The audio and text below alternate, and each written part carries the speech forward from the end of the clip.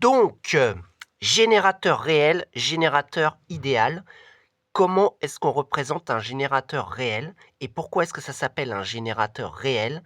Eh bien, donc, en électricité, en physique, eh bien, on n'y peut rien, mais dans un générateur, le générateur, il fournit pas juste une tension et une intensité dans le circuit, il est toujours en quelque sorte accompagné à l'intérieur d'une petite résistance interne. C'est pour cela que quand on représente en électricité un générateur réel, on est obligé de représenter le générateur comme ça avec un rond et un G, plus une petite résistance à côté qui va diminuer la tension globale du générateur réel. Donc ça, c'est un générateur réel. Donc comme d'habitude, on met un plus, un moins. On représente l'intensité qui part du plus et qui va vers le moins en faisant une boucle comme ça. Et on met à côté une petite résistance. Voilà. Et sur cette... donc du coup, on a deux tensions. On a la tension du générateur qui est notée E comme ça, qui va dans ce sens-là.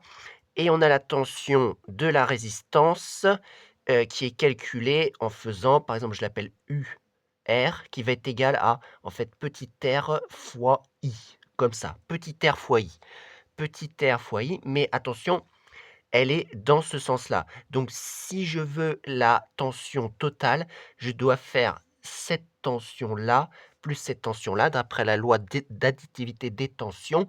Et cette tension qui va comme ça, elle est dans le sens inverse de celle-là, donc elle est égale à moins cette tension-là. Donc, du coup, ça nous donne que la tension globale, c'est E moins RI. Voilà.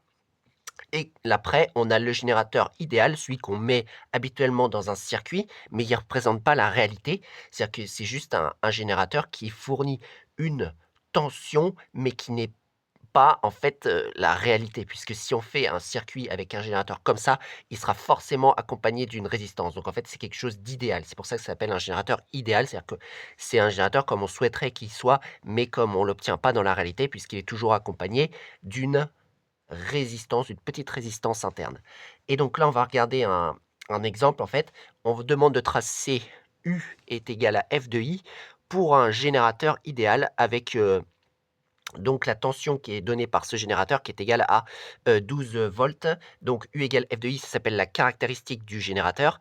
Et donc du coup, c'est la représentation de la tension en fonction de l'intensité qui passe à l'intérieur.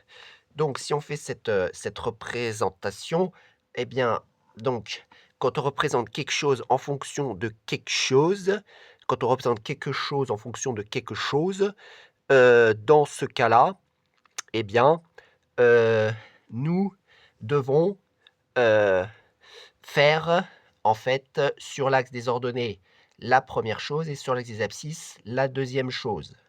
C'est-à-dire que c'est le U qui sera sur l'axe des ordonnées, U en volts, et ce qui est exprimé en fonction, c'est-à-dire l'antécédent, c'est-à-dire la variable, sera sur l'axe des abscisses, qui est I, on va dire en ampères, qui est I en ampères.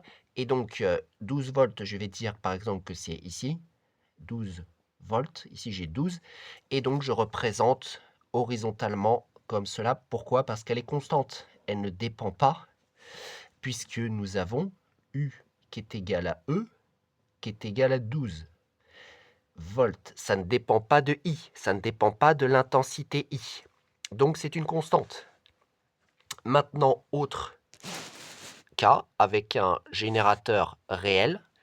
Autre cas avec générateur réel, on demande de représenter la tension toujours U en fonction de l'intensité. Donc la tension sur l'axe des ordonnées, l'intensité sur l'axe des abscisses, c'est la caractéristique de ce générateur réel. On a U ici en volts, on a I ici en ampères, on a ici I en ampères.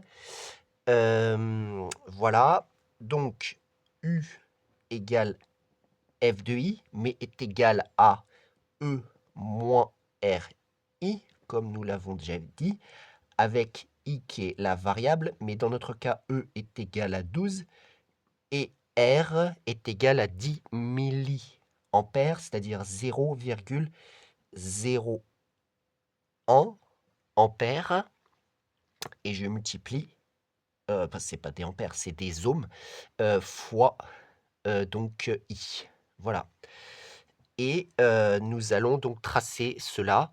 Donc il faut peut-être choisir, correctement les unités. Donc on va dire que tac, tac, tac, tac, on va dire que ici, par exemple, ce serait, 10. Ici, ce serait 5.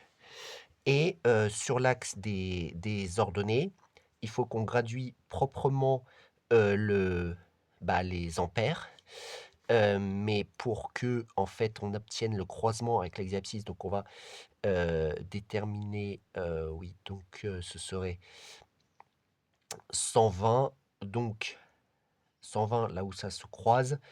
Par conséquent, on va dire que, oui, ici ça va être 50, ici ça va être 50, ici ça va être 100, donc 50, 100, 150, voilà. Et on sait que l'intersection va être à 120, c'est-à-dire ici, parce que en fait, donc ici c'est l'équation d'une droite, donc nous allons devoir faire deux points d'intersection avec pour tracer cette droite, on doit avoir deux points et voilà. Et donc le premier point, il est lorsque i est égal à 0. Si i égale 0, u égale 12 volts. Et lorsque u est égal à 0 volts, I est égal à 120 ampères. Voilà. Et par conséquent, ça va nous donner